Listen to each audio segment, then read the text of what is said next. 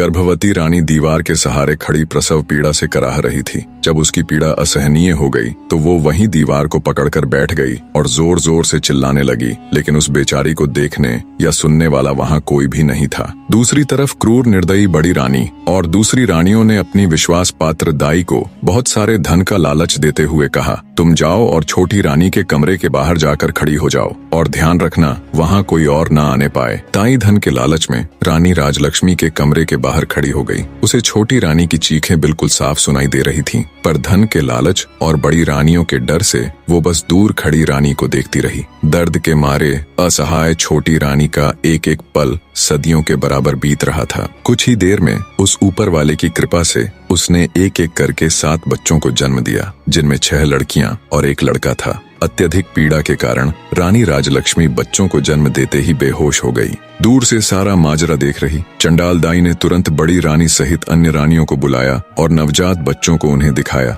वे सब ये देखकर हैरान थीं कि छोटी रानी ने एक साथ 7 बच्चों को जन्म दिया है और सभी बच्चे बिल्कुल स्वस्थ और तंदुरुस्त हैं। मारे जलन और ईर्ष्या के उन सब की आंखें विस्मय से फैल गईं। वे सब अपनी किस्मत को धिक्कार रही थीं कि कहां हम में से किसी को भी एक बच्चा तक नहीं है, और इस गांव की गंवार को एक साथ 7 बच्चे हो गए, और वो भी बिल्कुल स्वस्थ। पर कोई बात नहीं, जो हमें नहीं मिल सका वो हम इस गवार को भी हासिल नहीं होने देंगी। क्रोध और ईर्ष्या में अंधी हो चुकी बड़ी रानी ने दाई को आदेश दिया, तुम तुरंत जाओ और कुछ ईंट पत्थर के टुकड़ों को लाकर बेसुध छोटी रानी के पास रख दो। रानी का आदेश मिलते ही दाई तुरंत कुछ ईंट और पत्थर के टुकड़े ले आई और उन्हें छोटी रानी के पास रख दिया। फिर बड़ी रानी ने बेरहमी से दाई को आदेश दिया कि अब इन नवजात बच्चों को जंगल में ले जाओ और इन्हें मारकर जमीन में दफन कर देना। इसके बदले हम तुम्हें इतना धन देंगे कि तुम्हारी 7 पुश्तें बैठकर खाएंगी। धन के लालच में अंधी दुराचारी दाई खुश होते हुए उन बच्चों को लेकर वहां से चली गई। उसके जाने के बाद रानियों ने वहां से सभी निशान साफ करके ईंट पत्थरों को छोटी रानी के पास रख दिया और सभी अपने कमरे में चली गई।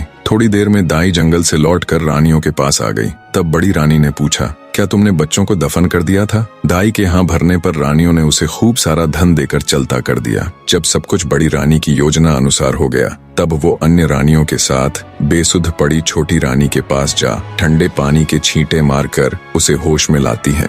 होश में आते ही छोटी रानी ने पूछा, मेरा बच्चा कहाँ है? मेरा बच्चा कहाँ है? मुझे क्या संतान हुई, लड़का या लड़की? पास पड़े ईंट और पत्थरों की ओर इशारा करते हुए बड़ी रानी बोली, ये देखो, तुमने इन ईंट और पत्थरों को जन्म दिया है। ये सुनते ही छोटी रानी एकदम से आश्चर्य के साथ सन्न रह गई और बोली, ऐसा कैसे हो सकता है कि मैंने ईंट और पत्थरों को जन्म दिया है? नहीं, ये नहीं हो सकता। मैं ये मान ही नहीं सकती कि मुझे बच्चे की जगह ये ईंट और पत्थर हुए हैं।